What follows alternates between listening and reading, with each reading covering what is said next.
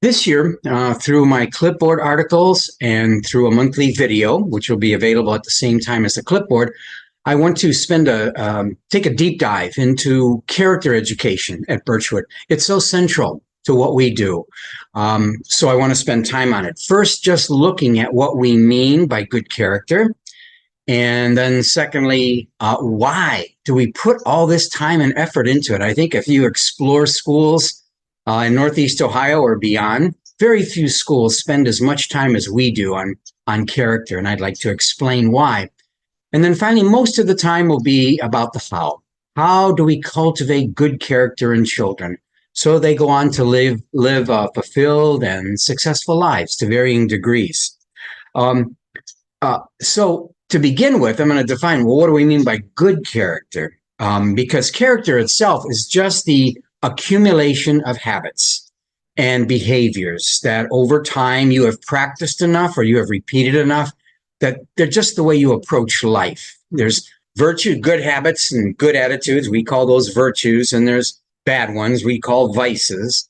But what a person has practiced over the course of their lifetime, it's usually the majority is within the first 15, 16 years of life. But they've been practiced over and over again. So someone could have a good character and someone could have a poor character. And of course, what we're interested at Birchwood and what I'm interested in these videos is to explain to you what is good character. We define it in a very particular way. We look at good character as the capacity, the energy, the power, the willingness to grow and to thrive and to flourish. In other words, always becoming a better human being, related to what you're able to do and related to the capacity you have to help others. So we kind of say it's like good character carries a person to higher and higher planes of life, a richer way of being a human being. And it's much, much more than just your profession. That's important, or your education. But it's the way you look at life, how you interact with life, how you react to life. So, for example, a person of good character grasps the opportunities given to them. Whether it's education or an opportunity in a develop musical talents or artistic talents, but there's an opportunity. Wow, and you have the attitude to say, I'm taking that. Not I'm running away from it, I'm grasping that. It's learning how to face challenges. Something's imposed on you. Challenging work at school, challenging work on your job, challenging relationships with friends or with family. And you got to figure out a way to make it turn out lovely, turn out the way you want it to be. That takes a certain kind of character. Not everybody will do that. Many people will run away from the challenges that life gives them. Then thirdly, there's the hardships which we just cannot control. Sad things that can happen in our life or tragic things that happen, from death to hardship to all kinds of situations that almost automatically make us want to just shrivel up and hide. Well, good character says to itself, how am I going to get out of this? How am I going to face it? Instead of being overwhelmed by pressures and anxieties and worries, find some resilience, find some hope. Well, it is the good character which has some experience doing that, and that becomes a way they engage with the sad parts of life, with the hard parts of life.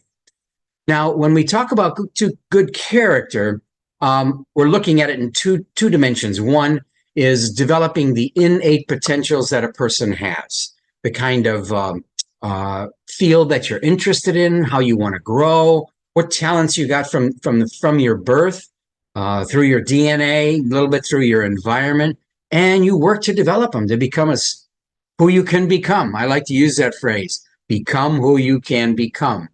That's one direction. It's achievements and successes in life.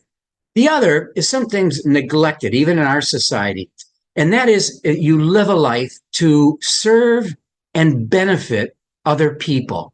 In other words, you grow in your capacity to become a blessing to others, or to be able to help the organization you're in, or the team that you're on, or the class that you're in. You have this outlook of making things better. Whenever I'm in a situation, I reach out to make things better.